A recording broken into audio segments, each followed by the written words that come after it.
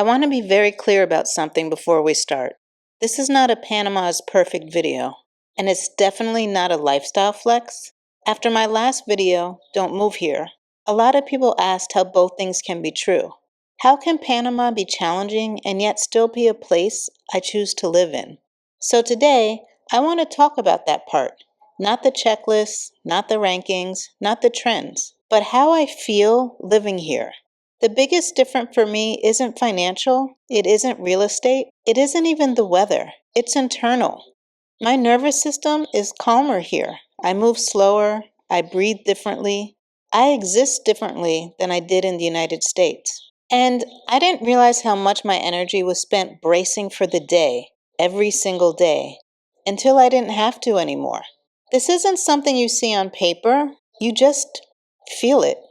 And in 2026, when so many Americans feel tense, exhausted, and constantly on edge, that difference matters more than people realize. So I want to say this up front. Panama is not for everyone. It has some challenges, some frustrations, and some limitations. I live those realities every day. This video isn't about pretending those things don't exist. It's about explaining why I still love Panama and I still choose to stay.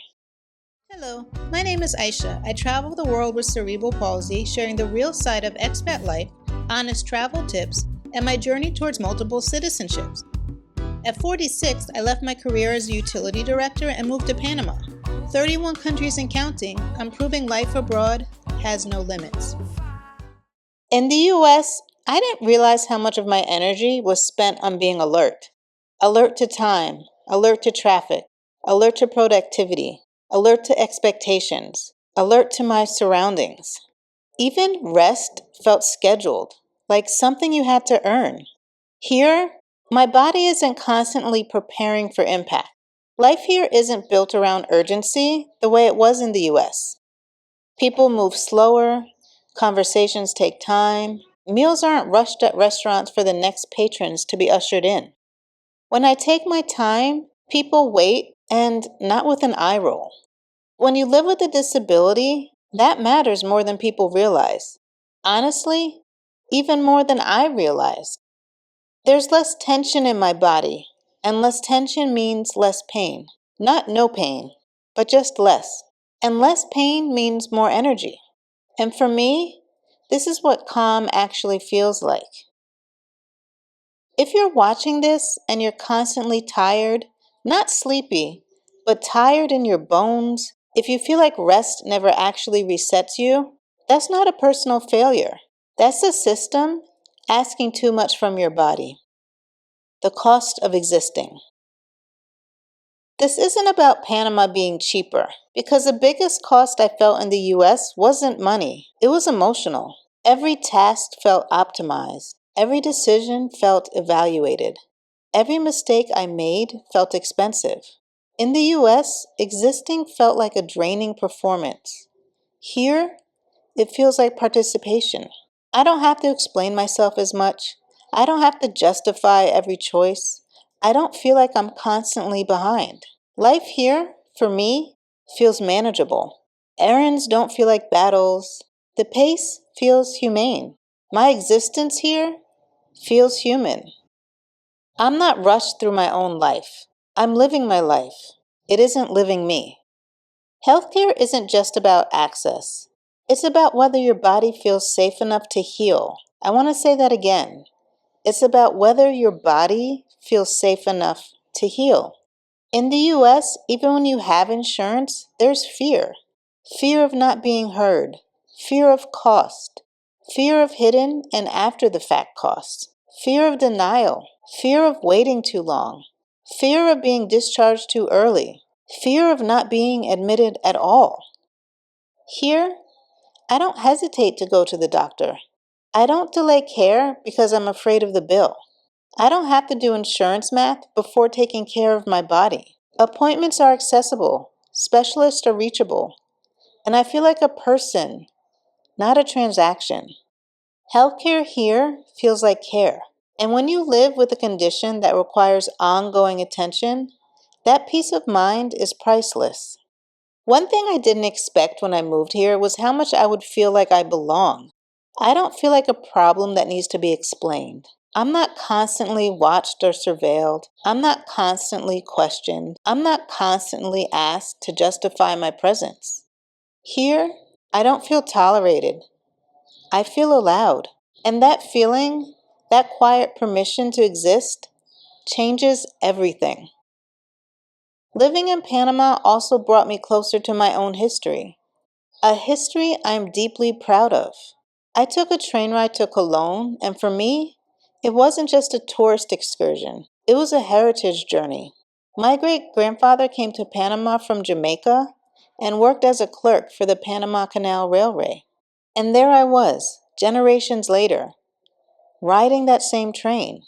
I cried during the ride. I exhaled. I inhaled with emotion. I was home.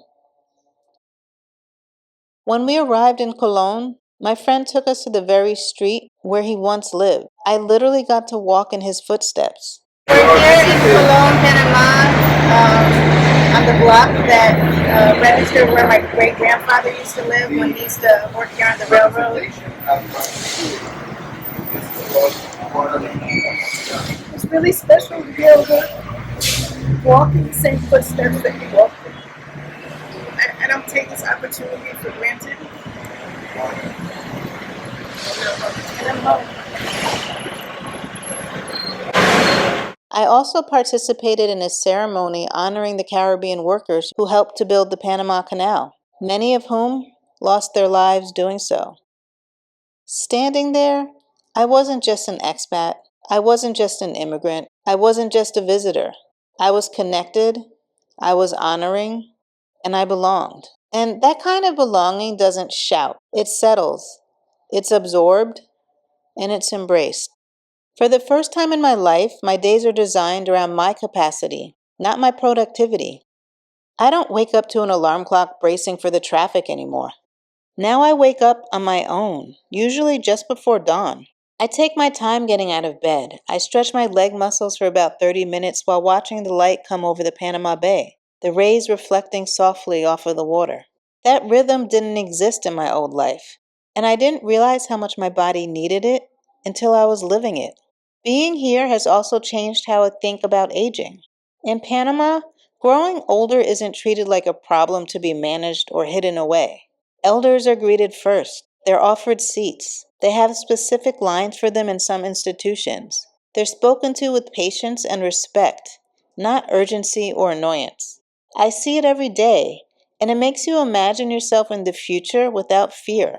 I'm thinking long term now, about mobility, about aging, about being able to afford the care my body will need without being priced out of my own life. Panama allows me to age with dignity, not as an afterthought, but as a person. And that matters whether you're disabled now or just honest about the future. As a Black woman, a disabled woman, as someone getting older, I move through my day with less tension here. I'm not scanning rooms. I'm not calculating how I'll be perceived. I'm not adjusting myself to feel acceptable. I'm not performing. I'm not defending. I'm not bracing for impact. I'm just living on my terms. Panama didn't fix my life. I feel like it saved it. It stopped making it harder than it needed to be. I know the flaws. I live them. I navigate them every day. And still, this is where I feel grounded. This is where I feel human. And this is where my life feels livable. That's why, knowing everything I know now, I would still choose Panama in 2026. This is where my mind, body, and soul belongs. If you're looking for perfection, Panama isn't for everyone. But if you're looking for peace, presence, and the ability to live fully in your own body, it just might be what you're looking for. I want to give a special shout out to all the channel members for your continued support. I also want to thank all that have donated to the channel via Buy Me a Coffee, via PayPal, and to all who have continued to watch, comment, like, share, and hype my videos. Your support means more than you will ever know. Gracias!